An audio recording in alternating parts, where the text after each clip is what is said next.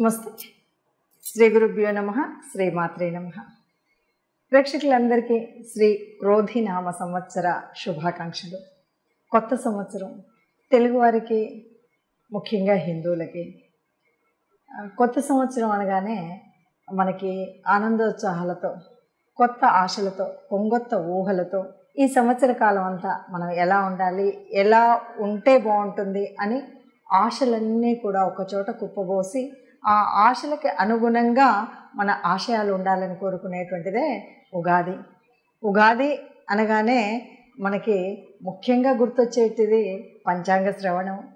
మన ఈ సంవత్సరం అంతా కూడా మన యొక్క రాశి ఫలాలు ఎలా ఉన్నాయి, వీటిలలో మరి ఉన్నటువంటి ఈ రాశి ఫలాలకు అనుగుణంగా మనం ఎలా ఉండాలి, ఏ ఏ గ్రహాలు అనుకూలించట్లేదు, ఏ ఏ గ్రహాలు అలంకరిస్తున్నాయి, మరి అలాగే రాజ్యపూజ్యం ఎంత, అవమానం ఎంత, ఆదాయం ఎంత, వ్యయం ఎంత, వీటన్నింటికి అనుగుణంగా మనం ఏ రకమైనటువంటి ప్రణాళిక వేసుకోవాలి, ఇవన్నీ ఆలోచిస్తాం.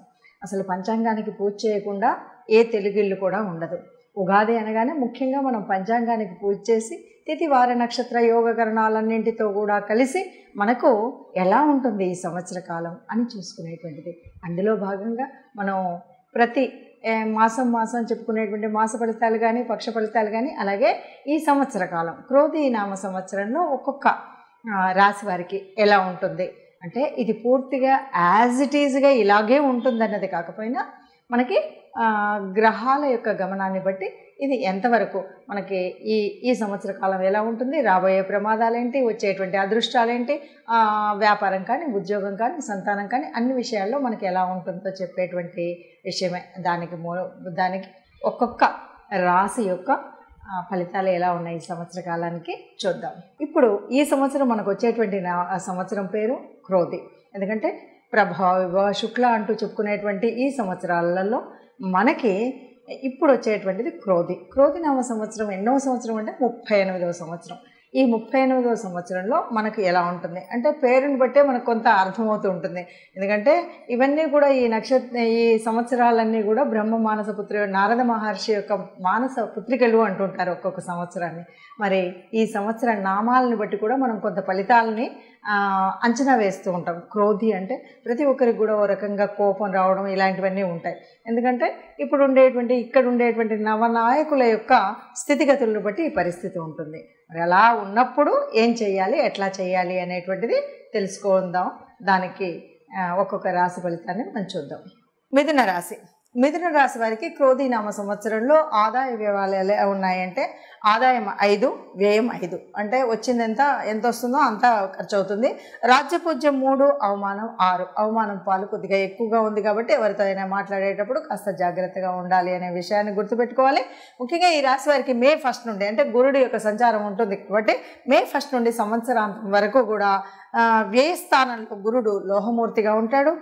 శనిశ్చరుడు సంవత్సరం అంతా భాగ్యస్థానంలో సువర్ణమూర్తిగా ఉన్నాడు. రాహుకేతులు సంవత్సరారంభం నుండి సంవత్సరాంతం వరకు దశమ, చతుర్థ స్థానాల్లో తామ్రమూర్తులుగా సంచరిస్తూ ఉంటారు. ఇక శుభకార్యాలకు ధన వ్యయం చేస్తారు. ఇతరుల వలన తిట్లు తినాల్సి వస్తుంది. ఎందుకంటే మనకి ఇక్కడే చూస్తున్నాం అవమానం పాలు 6 ఉంది కాబట్టి కొద్దిగా జాగ్రత్తగా ఉండాలి. జ్ఞాన సముపార్జన అయితే చేస్తారు. శాంతిని పొందాలని కోరుకుంటారు. ఆధ్యాత్మికత మరియు ఏకాంతంలో ప్రశాంతతను కూడా కోరుకుంటారు. సంఘంలో గౌరవాన్ని పొందుతారు. విదేశీ భూములను సంపాదించడం, విదేశాల్లో స్థిరపడాలని తహతలాడడం, గృహంలో శుభకార్యాల పరంపర అనేటువంటిది అయితే మొదలవుతుంది. సంవత్సరం అంతా కూడా ఆదాయానికి మించిన ఖర్చు చేయాల్సి వస్తుంది. ఉద్యోగస్తులకు స్థానచలనము ఆశించకుండా ఉన్న చోటే కొనసాగడం మంచిది. అంటే అక్కడేదో పెద్ద ఉద్యోగం ఉంది, ఇంకేదో ఉంది, అమెరికాకి వెళ్తే ఇంకేదో ఉంది అని వెళ్ళడం అనేదానికంటే కూడా ఎక్కడ ఉద్యోగం చేస్తున్నారో అక్కడ చేయడం అనేటువంటిది చాలా మంచిది. వ్యాపారస్తులకు వారి వ్యాపారాల్లో కొద్దిగా చికాకులు ఉంటాయి. అధికారుల ఒత్తిడైతే ఉంటుంది. ఈ సమయంలో అధిక ఖర్చు చేస్తారు. ఇంట్లో శుభకార్య నిర్వహణ అయితే జరుగుతుంది.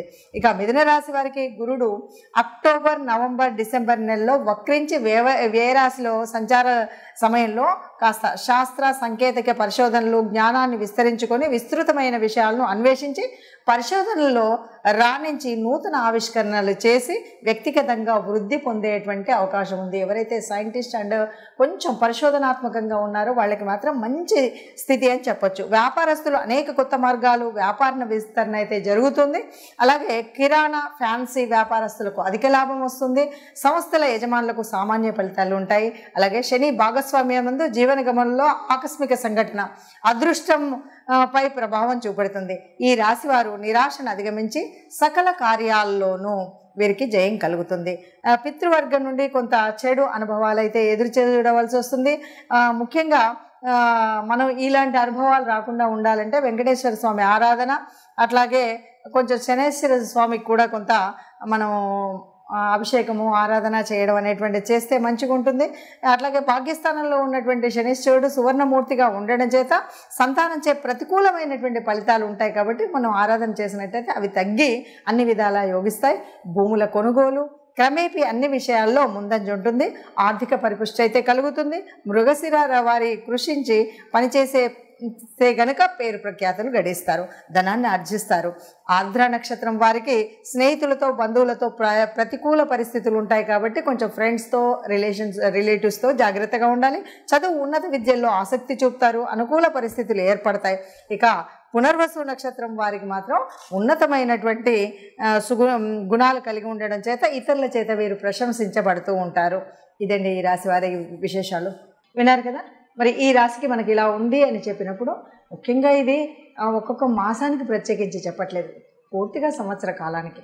ఒక సంవత్సర కాలము అంటే మనం చక్కగా ప్రణాళిక వేసుకోవచ్చు.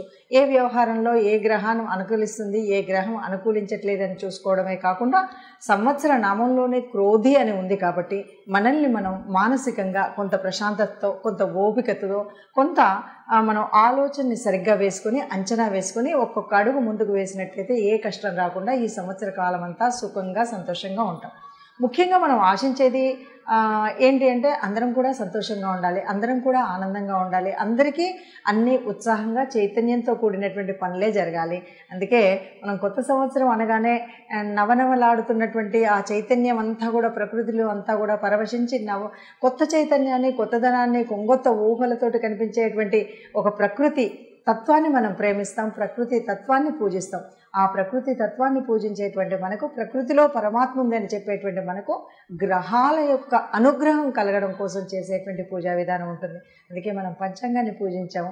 అందులో ఉన్నటువంటి పరమాత్మ తత్వాన్ని తెలుసుకుని గ్రహాల అనుకూలత కోసం మనం ఏ ఏ గ్రహాలు అనుకూలించట్లేదో దానికి అనుకూలంగా మనం గ్రహశాంతి కానీ ఆ గ్రహాలకు సంబంధించినటువంటి స్తోత్రాలు కానీ చదువుకుంటూ ఉంటే సుఖంగా ఉంటామని చెప్తూ సర్వే జనా సుఖినో భవంతు. నమస్తే.